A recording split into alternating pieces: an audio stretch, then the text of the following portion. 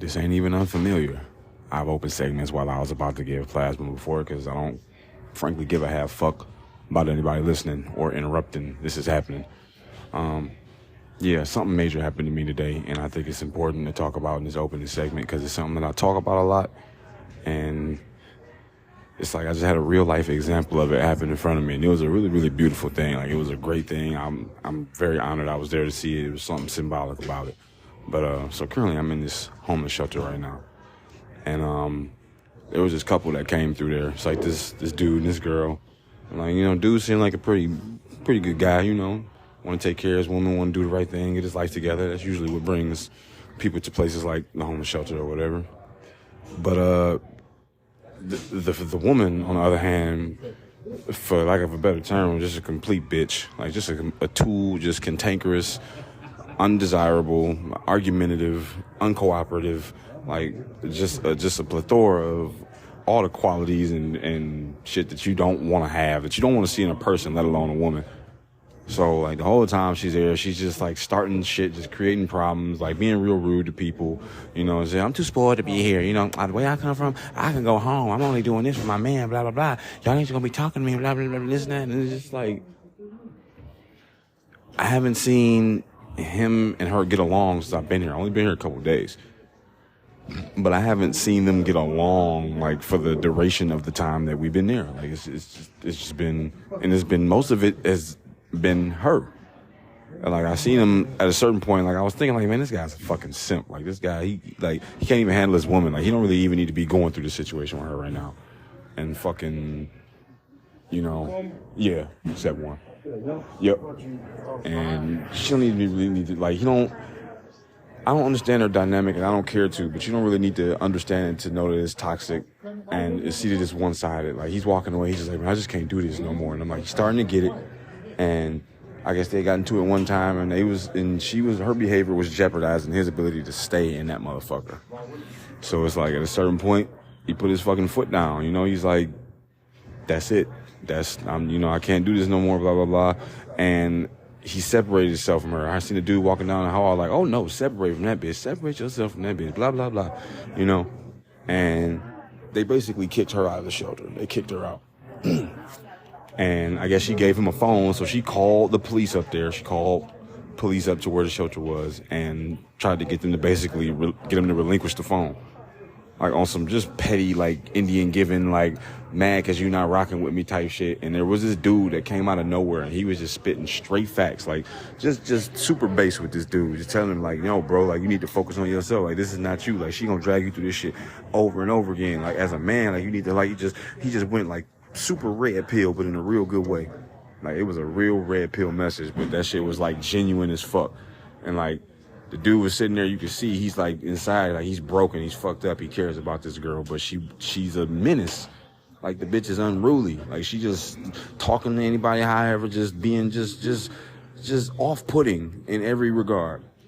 And she got what she deserved. And, like, he still wanted to, like, be there for her and all this and that. At the same time, he didn't. He had an ambivalence about dealing with this chick.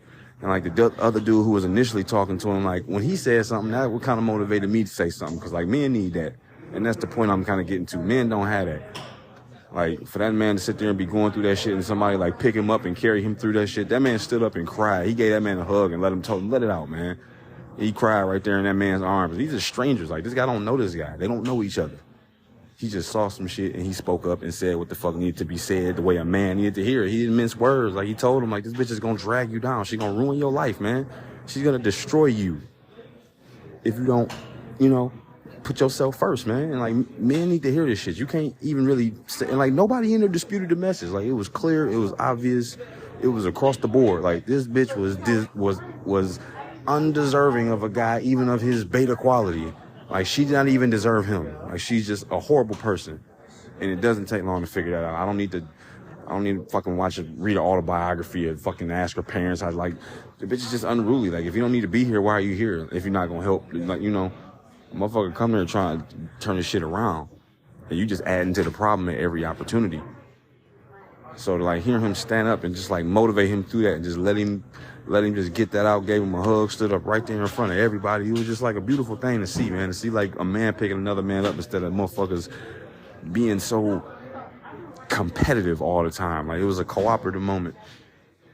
And the shit was just wild, man. Like if more strangers, like regardless of the circumstances, if more men could look out for each other like this, it would help us all. We would all get through times like this better. Like we wouldn't have problems to this degree. Like, as a support system.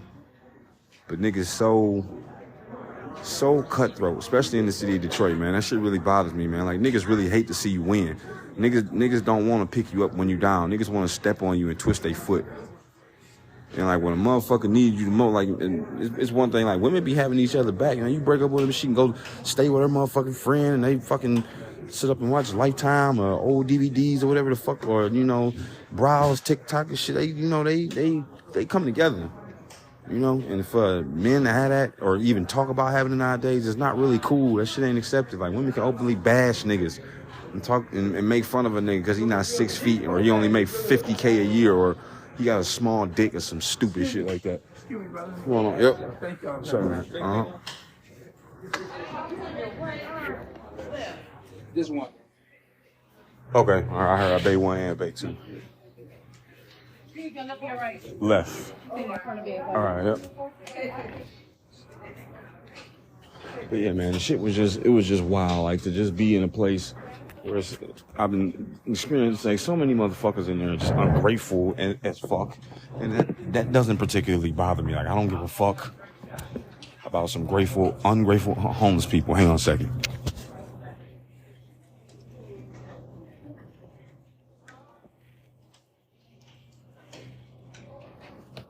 I had to get my arm ready. I'm about to get this plasma.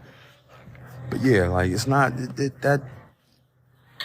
It was just such a beautiful thing to like know that sense of brotherhood, that sense of just just caring for the next man. Like these men were strangers, but he saw something and he said something I could have done and should have done. But it's like I'm on my own mission. Like I wasn't brave enough. When I waited out to me, it just didn't seem like it was something my man was gonna work through. And it ultimately is something he gonna have to work through. Like, we telling him, like, just occupy yourself. And, like, after the fact, I heard him talking to her and he said she texting him and all that shit. And, like, now she's sorry and all this. Of course she's sorry. Her has been sorry the whole time, And I understand you can't pound a dictionary worth of information into somebody's head in a day. Like, we can sit here and tell them all the cliche, there's a million fish in the sea, just hang tight, man, that one will come, like, put yourself first, be you, like he was saying, like, that shit, you gotta have an understanding behind that message. You can't just hear a trope or, like, just some old platitude and just, like, that shit don't hit, And that's why I wasn't tripping when he gonna talk to the girl. Like, he didn't want to see nothing happen to her. Like, yeah, man, he cared for her. But it's not so much about not caring for her. It's about caring for you more. And, like, that's what he's got to learn. That's not going to be a overnight process.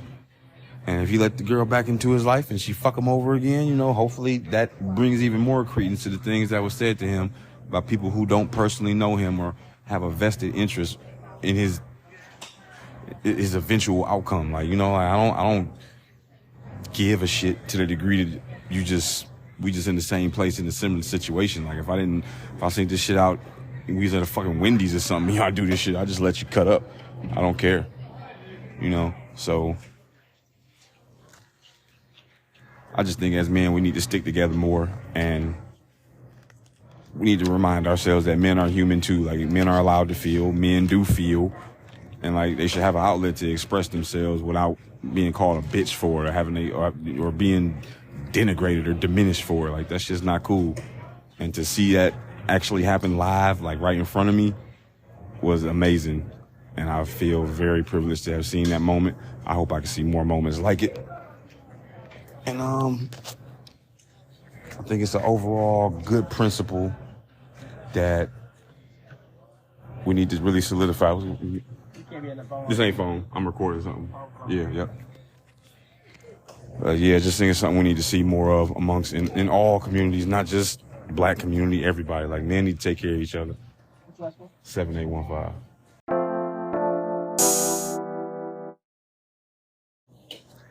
All right, so courtesy of the Daily Wire, says federal government to spend $700K on trans-inclusive sex AF for 14-year-olds.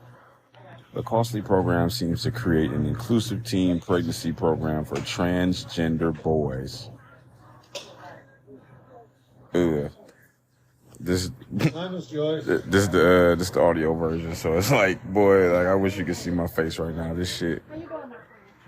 An inclusive teen pregnancy program for transgender boys. So what? That doesn't even make sense. That sentence, like the words in that sentence with their original meanings that haven't been fucking butchered by woke ideology. Like inclusive teen pregnancy program for transgender boys. That I don't. Okay. The Department of Health and Human Services is awarding nearly $700,000 in taxpayer dollars to back pregnancy prevention programs for young girls who identify as boys, warning that, quote, heteronormative sexual education is inadequate. Now, I've talked about in previous episodes, they make these heteronormative, like there's this just spooky ass language where they're just like saying shit. Like heteronormative sexual education, like hetero is the norm, like it is the norm. What's inadequate about it? That shit's wild. The $698,000, $736 grant, which began in September 2023 and will continue until June 2027, according to oh, that's weird. I just learned something. Okay. Pardon my background. But, yeah, $698,000, $736 grant, which began in September 2023 and will continue until June 2027, according to government disclosures, will be allocated to the Center for Innovative Public Health Research, a nonprofit that seeks to create an inclusive teen pregnancy program for transgender boys. Quote, an inclusive teen pregnancy program for transgender boys. Fucking just strange, man. It's just really strange. Center for Innovative Public Health Research. It's a nonprofit that seeks to create that. Like, so who did they ask? Like, where was this voted upon? Like, who signed off on it? What taxpayers that this $700,000 came from? And where is this at now? They haven't said yet. Did they? Yeah, just wherever this is. Okay, so we don't know where this is at quite yet, but who, like, if they just said, do you want your tax dollars to go to creating an inclusive teen pregnancy program for transgender boys? I would say no. This is a misuse of my money if you do this anyways. And it's terrible. It's a terrible idea. A fucking terrible idea. But, you know, it said it will continue until June 2027. Wow. That's fucking weird. And I don't think I would welcome somebody to present a bill or something where people signed off on this, where the people, wherever this is happening, it said it's from the government. So, like, who signed off on this? Like, who said they can use taxpayer money to do this shit? It would seem like if they're going to use taxpayer money, they, like, kind of got to, do what the fuck the taxpayers want to do with it. This is just it's corruption. This shit is awful. Anywho, youth.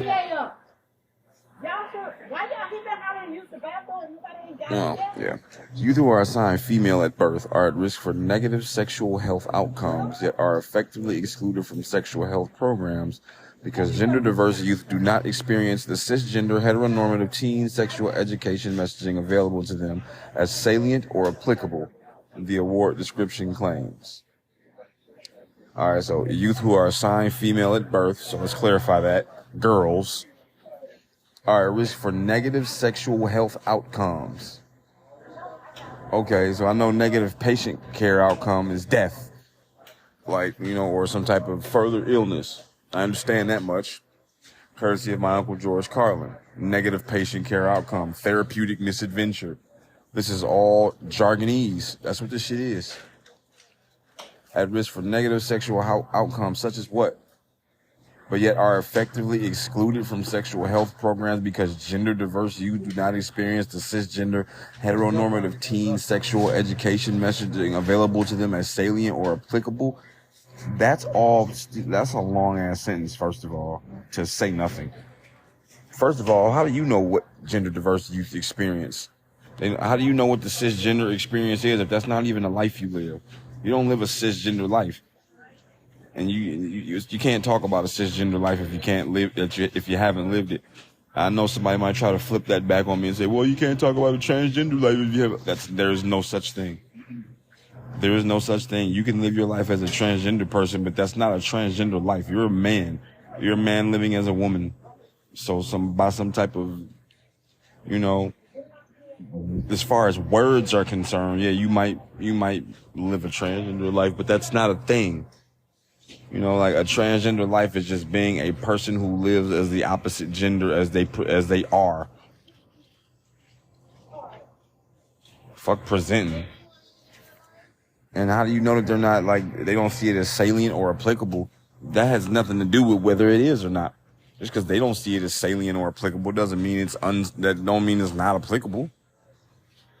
Like, you cannot see it that way how you want. You can't bend reality to be what you want it to be because you're experiencing some gender dysphoria. That's what all this is. This is gender dysphoria gone berserk. You used to have to be gender dysphoric to be a trans person. Now you just have to know the words in your language and declare them. There is no prerequisite. I even said this a long time ago. It needs to be it's got to be some type of fucking criteria that we gonna judge this shit by. If you even want the shit to be paid attention to, if you even want the shit to be paid attention to, there needs to be some distinct field of measure upon which we can determine whether somebody is worthy of even this pronoun shit, all of that. It's all nonsense. Data suggests that AFAB, assigned female at birth, once again, girls, trans-identified youth may be less likely to use condoms when having sex with people who have penises and are...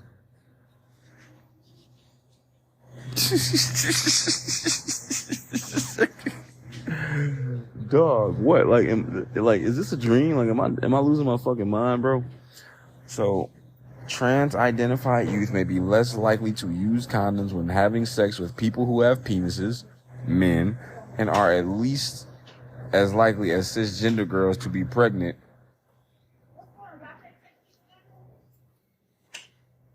Duh. No, I'm not on the phone. No, yeah, no. Yeah, no,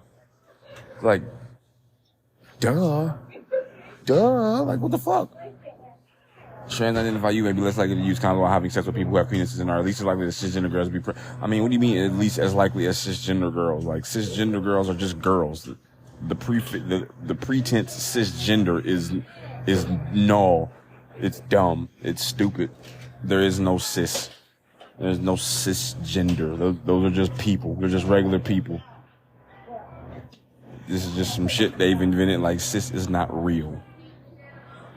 It goes on to say, before adding that the health inequity must be addressed. Yeah, sure. There's always some kind of inequality. Let a leftist tell it. Like, there's always some inequality. There's always somebody getting screwed. And this is true. But it's like, the things that they think, I mean, okay, put it like this. It's true. There are people getting screwed over. There is inequality in some areas, yeah. But the solutions that they suggest don't fix anything. Like, of course there's inequality. I won't dispute that. There's definitely inequality. There's definitely, like, discrimination. All those things happen. They're a part of life. But if you plan to fix these things, the solutions you provide are just dumb and ineffective. The Center for Innovative Public Health Research aims to provide sex education via a program called Girl to Girl, which the organization describes as a text messaging-based sexual health program designed for cisgender sexual minority girls 14 to 18 years of age. So, like, what the fuck is a text-based... Bro, I got so many questions. What the fuck is a text messaging-based sexual health program designed for teenagers?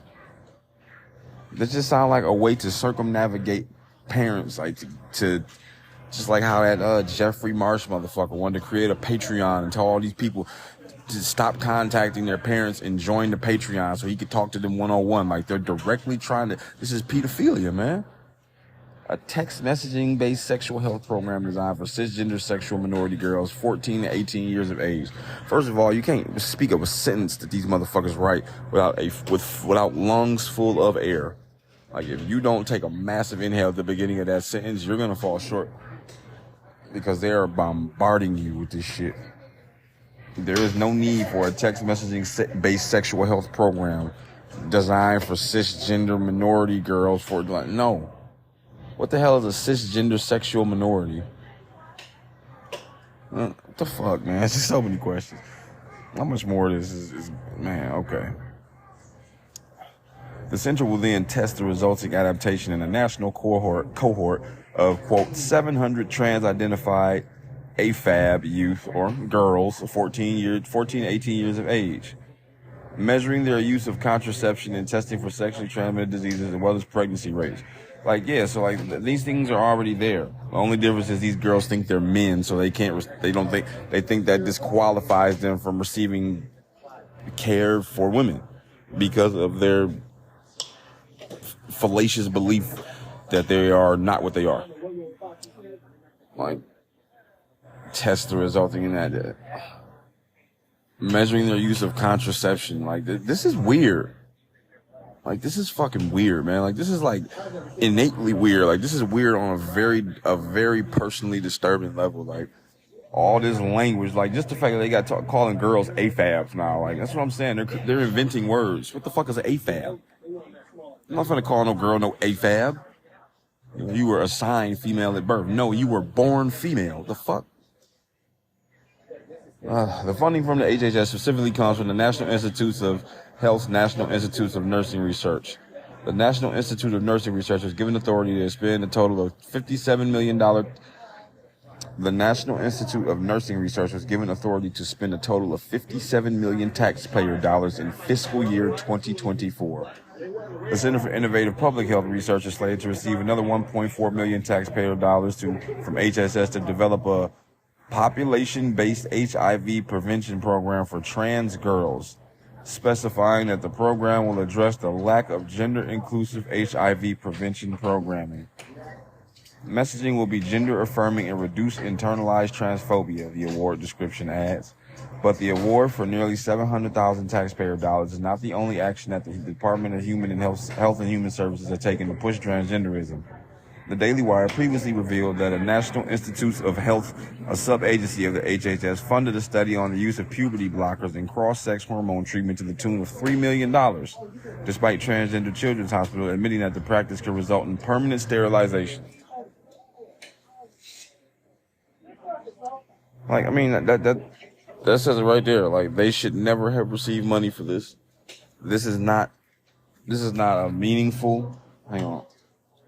This is not a meaningful, useful, productive use of taxpayer dollars. Like, you got $57 million to butcher and mutilate children. Like, for transgender boys, like, that is all bad, but the whole trans men thing is worse. It is worse. It is markedly worse. You will, man, losing your feminine innocence is a irreplaceable decision that, as a man, I think that you are going to hate. Like, if you think that's what's going to make you happy, then you're disturbed, like you are. And it doesn't mean you can't live a normal life in your disturbed state, but it's the fact that the lengths that these mongrels are going to infiltrate society and corrupt the youth is despicable. That shit it's loathsome. Like, who gives a fuck about these individuals, man? Like, all they want to do, these motherfuckers march in the streets and talk about they're coming for your children. Like, in whichever sense you interpret that is disgusting and abhorrent. I mean, they should just be destroyed. Like, it's just, I don't really see, like, the culture need to be preserved. And I'm not saying culture and tradition don't need to be, like, updated and modified, but, like, an update or modification is not tearing down of the previous institution. Like, you misunderstand that that's how you interpret that. So yeah, it needs a reform, you know. But certain facets of American culture need to remain in place for, like, what should be obvious reasons. Because when they don't, you get the National Institute for Health and Human Safety and all that kind of shit shelling out tens of millions of dollars of taxpayers' money to butcher and mutilate children. Fucking disgusting.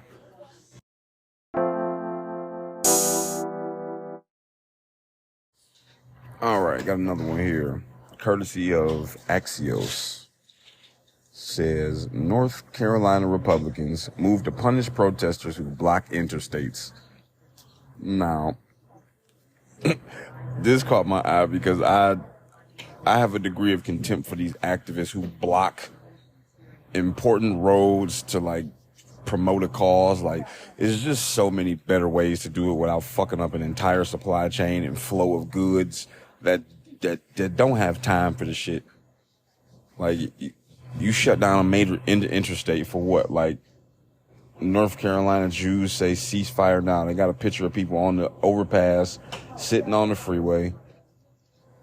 Shit, as far as I'm concerned, just barrel through their ass. Like, like, if you sit, this is just about preliminary, like, you know, I'm sure it's not going to change as I read this article, but I've heard this said before and I agree with it. Like, if you enter as a pedestrian onto a interstate highway, an anti-pedestrian zone, and you don't have, like, a broken down car or something like that, and even still then, like, that's probably the only acceptable reason, but even still then, if you enter onto a fucking interstate highway as a pedestrian, you forfeit your life. Like, you should get hit. If you get hit, the person who hit you should not be at any fault whatsoever. Your ass shouldn't be there. You should not, as a pedestrian, be walking on the fucking roads. Not to promote a cause, not to get places. No. That behavior is punishable by serious injury or death, depending on which car hits you and how fucking far they hit you. It says here, four North Carolina congressional Republicans have moved to prevent protesters from blocking roads during protests. Under the Safe and Open Streets Act, which U.S. Senator Tom Tillis filed in the Senate, and U.S. Representatives Chuck Edwards, Rich Hudson, and David Rouser filed in the House in recent weeks, it would be a federal crime to block public roads or highways. If the measure becomes law, and it has a long way to go before doing so, violators would be subject to fines and up to 5 years in prison. I don't think that's enough. I don't think 5 years in prison is enough. Like, it needs to be more like 15 to 20. Get the fuck out of the road. Like, if your cause can't come in the form of a radio station, a podcast, or like a billboard, a road sign, I don't give a country damn about, I don't give a fuck about that shit. I gotta say fuck. I don't care about that shit. while I'm driving. Like, it is not my job as a motorist to be looking out for the latest protest that's trending a quarter mile in front of me while I'm speeding. Like, nigga, you best to get the fuck off the road. Like, goddamn. Why it matters. The bill's filing comes in on the heels of a high-profile interest in Durham in November, in which demonstrators blocked the Durham freeway during rush hour for 2.5 hours, demanding a ceasefire in the Israel-Hamas war. Bro, this is the second time I'm recording this off my phone. This is the second time I've dropped my phone in my lap in outright disbelief.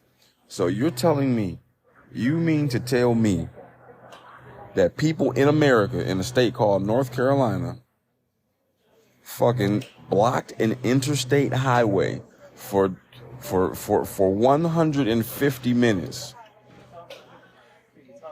to protest a war happening on another continent?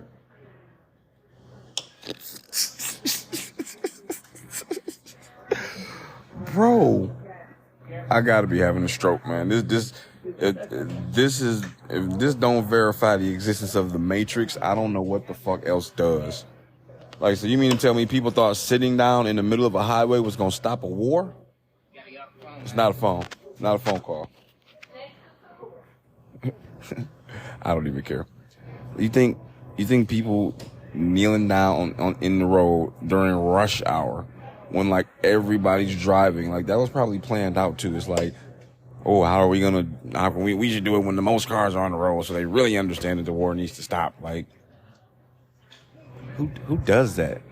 Who does that? Yeah, the incident sparked rage among Republicans, as it should have, including Republican Lieutenant Governor Mark Robinson, who accused law enforcement of, quote, coddling lawlessness, which is exactly what it is. Republican Senate Leader Phil Berger said the governor in the city of Durham had coddled Hamas sympathizers, though the protest was organized by the group Jewish Voices for Peace. What they're saying: protesters do not own the roads and their tactics are endangering the safety and livelihoods of our citizens, Edwards said in a release Thursday. And pretty much is what it's doing. And you might say, how is people sitting in the road endangering the livelihoods of their citizens? Well, it's like, put it like this. So, as a citizen, you rely on things like grocery stores and pharmacies and, local shops to provide goods and services necessary for your continuity in the community. Like things like, Walgreens, CVS, your little Publix, or, Smith's, Kroger's, whatever the hell, they need to receive supplies so they can serve their communities. So when you, the entitled prick you are, sit your ass down on a national or on an interstate highway, which is a government road. It's not your road to sit on. When you just sit there en masse on the ground to stop a war happening in another country, well, now at this point, first of all, the war is not being stopped. Doesn't stop anything. And two, now these are places that are not going to you are cutting off supplies necessary to serve communities in very crucial ways. So like you are affecting everybody in the community who can, when a shelf ain't getting stocked, like what if it was an ambulance on that highway that needed to get somebody to the hospital? Now they got to sit here and wait for your dumb shit about a war happening overseas. The fuck, man? Like, so yeah, you are endangering the safety and livelihood of citizens, and your ass should be incarcerated for it. Like, most definitely. You should most definitely be incarcerated for it. It's fucking stupid. Like, seriously fucking stupid. These people are insane. Quote, these protesters' reckless actions can place lives at risk in an emergency and should be a federal crime. The Safe and Open Streets Act will help prevent incidents like the recent one in Durham, as well as those a few years ago in Asheville, from happening again in North Carolina and elsewhere. Lawmakers also pointed to protests in New York City and Los Angeles where demonstrators have blocked roadways. Well, that doesn't make it any more better. Yeah, I'm almost done. Yeah, but this is my problem with activists. And these goofy motherfuckers, like, when you just look at the bottom line of that shit, what did that solve? Like, you sat down in the street and you kept people from their families. Like, people want to go home. People need to use this road for transit. And you just sat down in the middle of the road to stop a war happening in another country. Oh, okay, that works. We'll be right back. That's the show. Thanks for listening. I appreciate it. Until next time, I'll holler at y'all.